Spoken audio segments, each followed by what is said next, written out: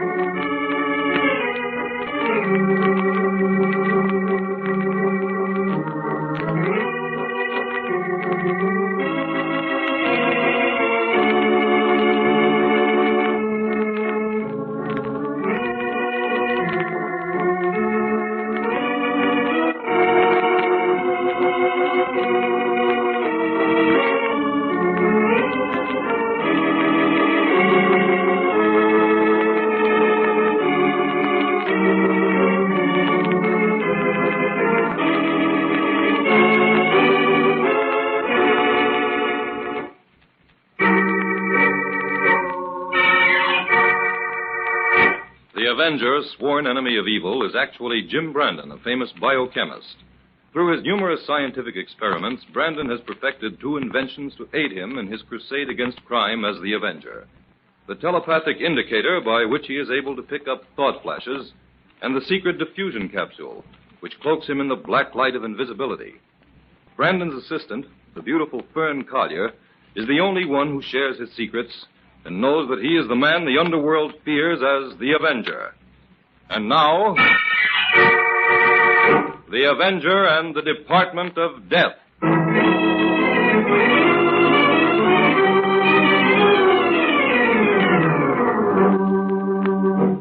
The employees of Kahn's department store are beginning to punch in for the day. Among the early arrivals is Mabel Darnay, who hurries toward the employee's elevator.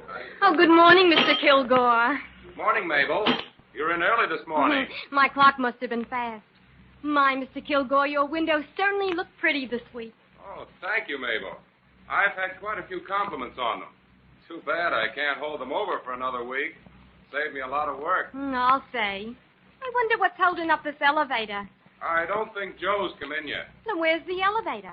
It's always parked here on the main floor overnight. Call up through the grating. Someone else may have taken it up. It's not in the basement. I can see down there. Mabel! Oh, Mabel, Mr. what's the matter? Kilgore, come over here quick. Well, what is it? Look, down there at the bottom of the shaft. It's Grady, the watchman. He looks like he's dead.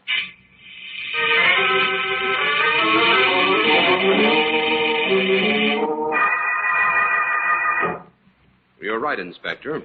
Looks like Grady died from a fall. What floor did you say he fell from? Well, it must have been the fifth, Jim. I checked the automatic meter on the main floor when I came in. It shows that Grady made his last time check on the fifth floor at midnight. Well, let's go upstairs and have a look. Okay, all right, O'Brien. You take over here until my men arrive. Whatever you say, Inspector White. Come on, Jim. Let's get out of this shaft and take the elevator to the fifth. To the sixth, you mean, Inspector? Sixth? I said he fell from the fifth, Jim. Yes, but the elevator in that shaft would have to be parked above the floor from which he fell. We'd better check that first. Now, get in the elevator, Jim. Sixth it is. You didn't permit any of the elevators to be moved, did you, Inspector? Only this one. I took it down to the basement myself. I ordered all the employees held on the main floor. Good. Now, what have you found out about Grady so far? Well, he's been a watchman here at Kahn's store for 15 years. Steady fellow, completely trustworthy. Who's this fellow, O'Brien, you left on guard in the basement? He's a store detective. Here we are. Ah, there's the elevator, just as you said, Jim. Uh-huh. Very strange. Oh, what's strange about it? You expected to find it here, didn't you? Yes, but would you mind explaining why Grady rode this elevator up to the sixth and then left it parked here and used the stairway to the fifth floor? Oh, Jim, don't start that. The first thing Come I on, know Inspector. Let's take a look at the fifth floor. We'll take this elevator Grady used. All right. Now, there's no doubt in my mind this was an accident, Jim. Nothing valuable was stolen or the alarm would have sounded, so don't try to stir up anything. Oh, a perfect landing, Inspector. Or say, who's that coming in from the stairway? That's Mr. Kahn, the owner of the store. Must have something important on his mind to climb all those stairs. Inspector White, I want a few words Yeah? with you. What is it, Mr. Kahn? Well, how much longer must I keep the store closed? I had a sale advertised for today. Several hundred people waiting outside. Give Brandon and me 10 minutes more, then you can open the door. Mr. Kahn, we would also like to have your permission to question some of your employees. Question my employees. What for? If Grady's death was accidental, it must be proved so to the satisfaction of the police department. Oh. Well, naturally, I want everything to be cleared up properly, but... Well, look here, Inspector, there's no need to make a scandal out of a perfectly natural accident. I have some influence in the city, You'd better take care of your own business, Mr. Kahn, and I'll take care of mine. Now, give us 10 minutes more here. All right. All right. Not that I don't want to cooperate in every way possible, but as far as I can see, there's no need for a prolonged investigation. In other words, Inspector, we mustn't let a little thing like murder interfere with Mr. Kahn's Now, business. wait a minute, Jim. Don't jump to any conclusions. Now, why couldn't Grady have fallen down the shaft here? Oh, really, Inspector? That question isn't worthy of you. Why not? Well, first of all, these grating gates may look old-fashioned, but they lock and unlock automatically from the inside. Grady would hardly have pried this door open in order to fall down the shaft accidentally. No, I admit you've got something there, Jim. But what do you suppose did happen? Grady was killed or stunned by a blow on some other floor. Brought here to the 5th floor in this elevator. Parked right here on the floor where we're standing while his murderer took the elevator to the 6th floor. Left it there, punched the time clock on that floor, walked down the stairs, punched the clock here, and then pried open this gate and threw Grady down this shaft. That's all guesswork, Jim. You have no way of proving any of that. I can prove all of it, Inspector. I'm listening. Well, Grady had a bad gash on his head, didn't he? Yeah? Look. There on the wall of the elevator. About 30 inches from the floor. Looks like a small blood stain. Now, look at the floor. Right here where we're standing. There's a larger and more distinct stain. Yeah, but why should the murderer overlook evidence like that? Only a few dim lights are left burning on these top floors at night. The murderer didn't see it. Now, last but not least, look at the marks on this outside elevator door made by a sharp instrument recently. Bits of metal are still clinging to the marks. Yeah. All right, Jim. Where do we go from here? We start looking for the answer to 3 very simple questions, Inspector. Where was Grady murdered? Why? And by whom? Oh, very simple. Going down, Inspector. Please face the front of the car.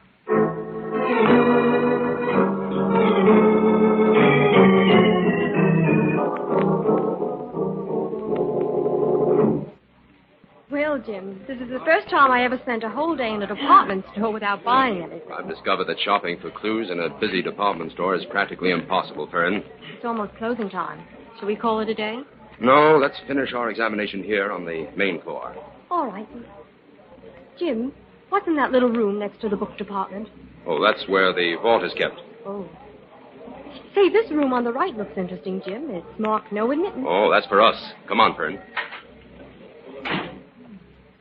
Seems to be some sort of storeroom. Who's that? Customers aren't allowed in here. Oh, it's you, Mr. Brandon. Yes, you're Kilgore, the window decorator, aren't you? That's right. I'm getting things ready to change the windows tonight. Heavens, are you going to use all these dummies in the windows, Mr. Kilgore? Yes, miss. I've planned a party motif to display these various costumes. That should work out very well. Well, this first group of dummies is for the cocktail party window. Those for the dinner party. That group over there for the theater party. These in afternoon clothes are for the bridge party. And these last 5 will attend a supper club party. Oh, the clothes are lovely. That blue dinner dress is stunning. When do you begin dressing the windows, Mr. Kilgore? Right away. I was just about to strike the set of that first window when you came in. Oh, well, don't let us keep you. I'm just doing a little routine checking on the main floor layout. Do you mind if I watch you for a while, Mr. Kilgore? No, not at all. I'll explain the procedure if you like. Oh, thank you. Well, first I take off my shoes and put on these woolen socks. That's so I won't leave any marks on the rug. I see. One of the side windows opens right off this room, so I dress that one first. See, that way I can get started before the store closes. Seems strange looking at a store window from the inside. I dare say. This little dummy I'm bringing out now did a very good job this week. The dress buyer told me she sold every dress she had in stock of this model. Where do you put the dummies you take out? Oh, in the rear of the storeroom. We have a sufficient number to alternate. Pardon me, I'll be back in just a moment. Surely. Oh, Jim, come here and have a look at the world as a dummy sees it. Well, since I'm beginning to feel like a dummy on this case, I might as well become acquainted with the outlook. Very befitting. The view is extremely limited. You sound awfully low, Jim. Of course, I don't blame you much. We haven't accomplished... Fern, look at that rug. What's the matter with it? There's a deep print of a man's shoe there near that table. It's strange. Kilgore couldn't have made it. No dummy is heavy enough to make a print as deep as that. Anyway, the one dummy he took out of this window was over on the other side. Jim, do you think this means anything? It means that a woman's curiosity is a wonderful thing, Fern. Thanks to you, at last we're actually on the inside of this case, looking out.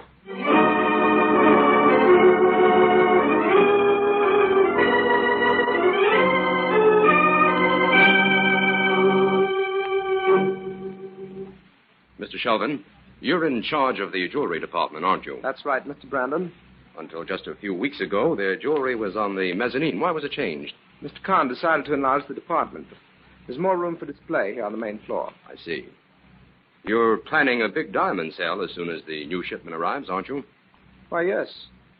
How did you know about that? Mr. Kahn told me I wasn't to mention that shipment to anyone. Well, it seems to be a fairly well-known secret, Sheldon. Mr. Kahn won't like that at all. The new vault for the diamonds is over there in the room next to the book department, isn't it? I'm sorry, but I'm not at liberty. Oh, well, I know it is. And also that you and Mr. Kahn are the only ones who have the combination to that vault. Mr. Brandon, I hold a very responsible position here. I don't want to jeopardize it in any way. If you have any further questions, I prefer that you direct them to Mr. Kahn. There goes the closing signal. You'll have to excuse me.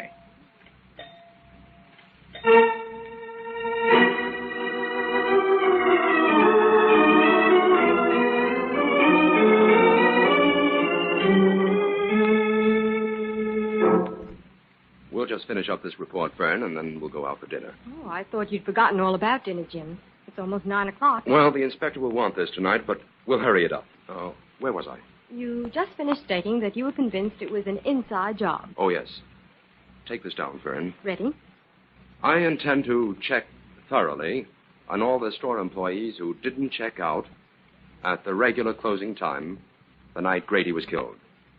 This will include all who checked out early, those who were absent, and the few who may have had reasons for remaining late. I'm also working on the angle that there may be a direct connection between the murder of Grady and a plan to steal the diamonds when they arrive. But so far, I've found nothing to substantiate this theory. That's all, Fern. Oh, good. I'm starved. Add this P.S. to the inspector. Go ahead, Jim. Meet me in front of the department store tomorrow afternoon at 4:30 to conduct a very important experiment.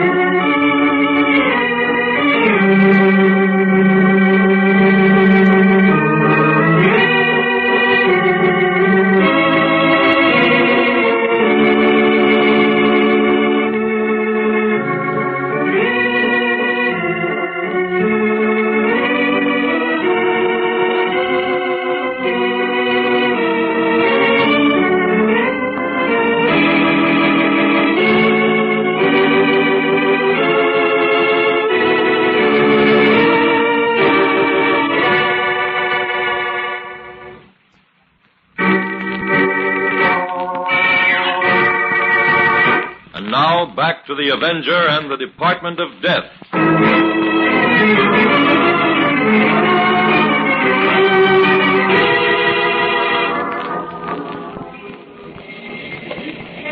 Here I am, Inspector.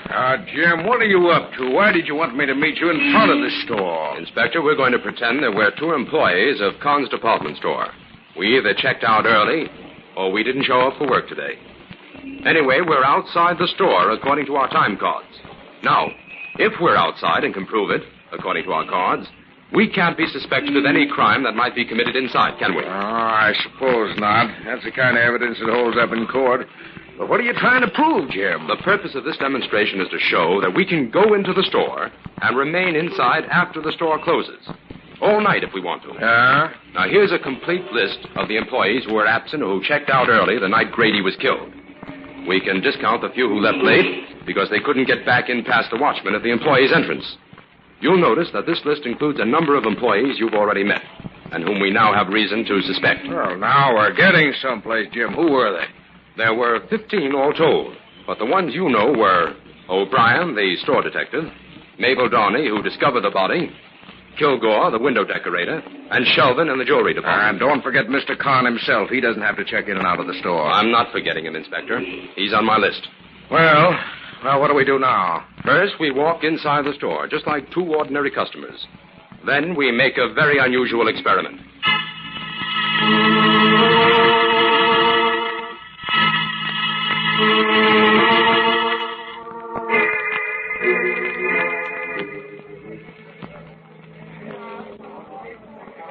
Inspector, the door to one of the side windows is right behind us.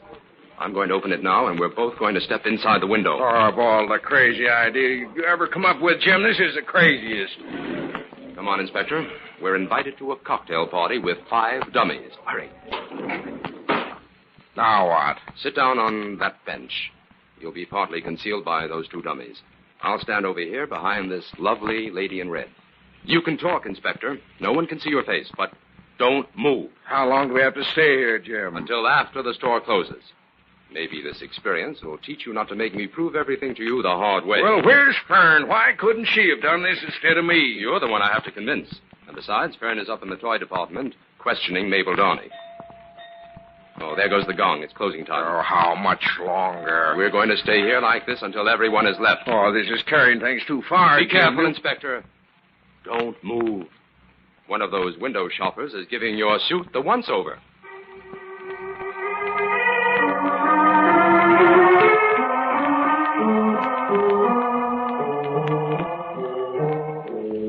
So after I'd finished questioning Mabel last night, it was time for the store to close. So I went outside and watched you and the inspector in the store window. My, you look natural. We saw you, young lady, and I might add that wasn't part of your assignment. I know, Jim, but I wouldn't have missed it for anything. Well, what did you find out from Mabel, Fern? Well, Inspector, she knows all about the diamond shipment that's expected, and she has a terrible crush on Mr. Kilgore, the window decorator. Oh, that's no help. Now, look here, Jim. We're moving too slow on this case. Inside job or outside job, I've got to find the man that murdered Grady and find him quick. We'll get that murderer all right, Inspector, but it may take a few days. A few days? Have you seen the morning papers? Why, one of them went so far as to print my picture and caption it the police department dummy. I've got to make an arrest in this case within the next 24 hours, Jim. All right. I promise you that by 10 o'clock tomorrow morning you can make an arrest, Inspector. You know who the murderer is, then? I didn't say you could arrest the murderer. Oh, stop talking in circles, Jim. What do you mean? Well, I know who the murderer's accomplice is. And since you're so desperate to make an arrest, I'll deliver him. Then it's up to you to make him talk.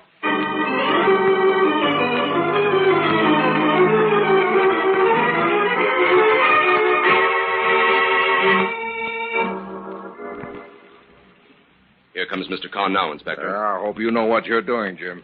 Good morning, Brandon. Inspector? Good morning. Good morning. Mr. Kahn, we're going to make an arrest here. What? I sent for you because we want to handle things as quietly as possible. An arrest? Who? Roger Kilgore, your window decorator. Why, you must be mistaken, Brandon. Kilgore was implicated in Grady's death. One of his windows was deliberately arranged so that someone could hide in it without attracting attention on the outside. And someone did hide there the night Grady was killed. If it wasn't Kilgore, then Kilgore knows who it was. Bring Kilgore in here, Mr. Kahn. Well, I'm afraid I can't.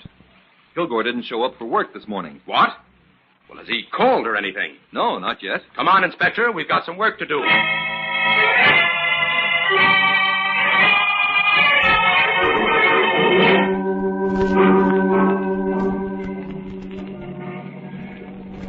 Now that we're out of the store, Jim, would you mind telling me where we're going? We're going to drive out to Kilgore's home, Inspector. I don't like the look of this. My cars are on the side here. Wait a minute. Take a look in that second window, Inspector. What? Why, it's Kilgore. He's sitting on that bench where I was the other night. He has some nerve sitting there in the daytime. Come back inside, quick!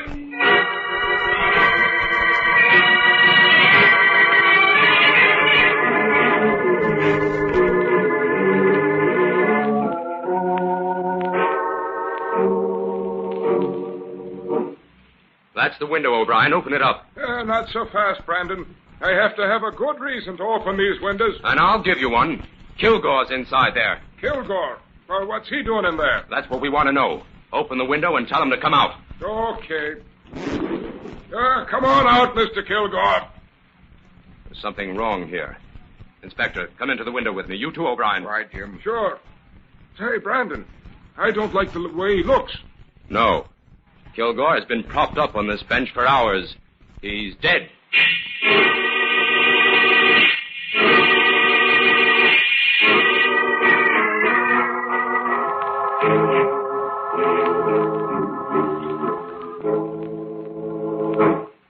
How was Kilgore killed, Jim? He was given a hypodermic needle full of poison, Fern. Jim, this case seems to be getting more hopeless by the hour. Khan's store seems to have added a new department. The Department of Death. Well, the whole thing has taken an unexpected turn, but things are beginning to add up. For instance? Kilgore was murdered by someone who no longer needed his services and wanted to get him out of the way. That time element ties up with the big event scheduled to take place at the store today. You mean the arrival of the diamonds? Yes. I think the plan to steal the diamonds furnished the motive for both murders. Grady evidently discovered something in connection with it and was killed before he had a chance to reveal what he knew. But, Jim, why should the murderer stay in the store at night before the diamonds arrived? In order to make preparations for the theft. What those preparations were, I must discover today. Well, I suppose we can eliminate Khan and Sheldon. Why should we eliminate them? Well, you said they both knew the combination to the vault. They could steal the diamonds any time they wanted to without any preparation. Yes, and be accused of the theft immediately. Also, in that case, there's the burglar alarm to consider. No, our criminal is much too clever to employ such obvious tactics, Fern. But why should Khan want to steal his own diamonds? They're heavily insured. Oh. But, Jim, Sheldon hasn't been absent or checked out early since the day of Grady's murder. So how could he be guilty of murdering Kilgore in the store last night? I'll admit that's got me stumped. But not enough to eliminate him. Come on, Fern. We're going back to the store. And this time we're going to concentrate on the book department.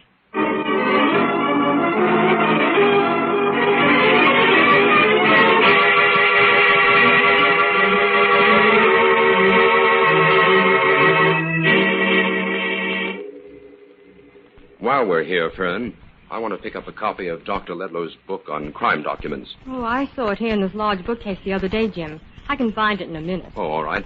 I'll browse around a little in the meantime. Oh, Jim. Yes? Come here a minute. Well, what is it? Look at these books. They're completely disarranged, and some of them are upside down. This whole bookcase is a mess. Why, yes. It certainly is. That's it, Fern. I've got it. What's the book? No, the solution to this whole grim affair. Oh, at last. Fern, Khan's department store is going to have an extra watchman tonight. This is a job for the Avenger.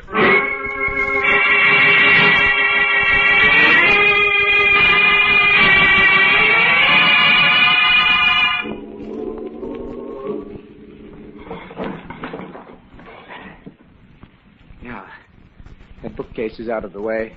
Got half an hour before the watchman and O'Brien come down here again. I'll have the jewels out and this case moved back by then. What was that noise? Who's there? It's the Avenger, Sheldon. The Avenger? I'm here to close your Department of Death and bring you to justice for the crimes you've committed. How did you get in here? Your crimes invited me. I can't see you, Avenger. But my gun can find you. Kilgore and Grady got in your way, and you killed them.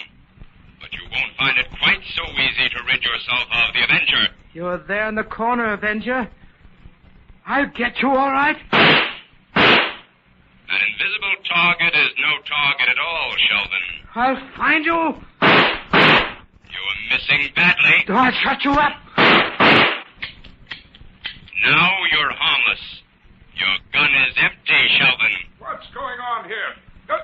Sheldon, it's you. O'Brien, arrest Sheldon. I think you know the charges.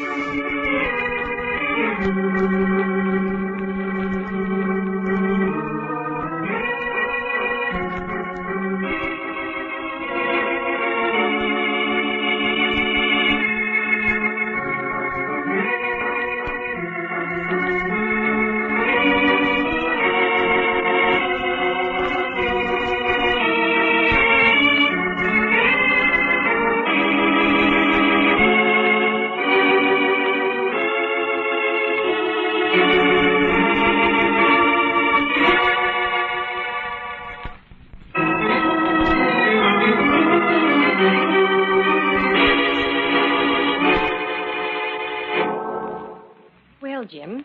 Now that Sheldon is in custody and the newspapers have elevated the inspector to the status of crack detective instead of dummy, would you mind bringing me up to date on a few of the facts? Not at all. We have to make out a full report on this for the inspector anyway. Well, tell me briefly first.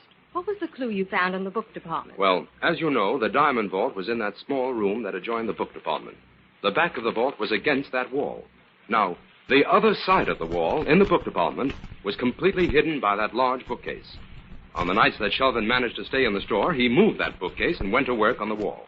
He broke through a section of it and succeeded in drilling through the back of the vault, leaving only the black velvet lining to be broken through at the last minute. But the clue? That bookcase was too heavy to move with the books in it, so Sheldon had to remove them. The night before the diamonds arrived, he was in a hurry and left them upset. That was the clue I needed. But how did he expect to get the jewels out of the store? After the death of Grady, Sheldon got himself an outside accomplice. By that time, he was quarreling with Kilgore anyway, and he knew he'd have to get rid of him. We picked up this accomplice this morning, and he explained the whole setup. After Grady's death, it was too risky for Sheldon to check out of the store early and come back in to hide. So he hit upon another idea. He hired a man who bore an amazing resemblance to him to check in and out of the store for him. Very clever. Sheldon's plan was to steal the jewels and stay in the store all night. The next morning, just before time for the store to open, his accomplice would check in for him, pick up the jewels in the washroom where Sheldon had left them in a shopping bag, and then exit from the store just as the early shoppers were coming in the main entrance. And in the meantime, Sheldon goes to the safe, gives the alarm, and is under no suspicion. Right. Well, Jim, could we get the inspector's report out right away? I'd like to leave early today. Oh, I can tell by that glint in your eye you're going shopping. Yes, I am. Well, murder or no murder, I suppose no woman alive can be expected to spend 3 days in a department store without buying something.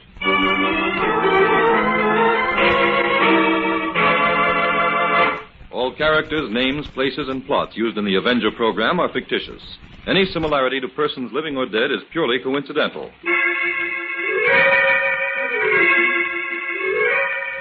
This is a thought. A thought. A thought. Remember, listen for another adventure of... The Avenger.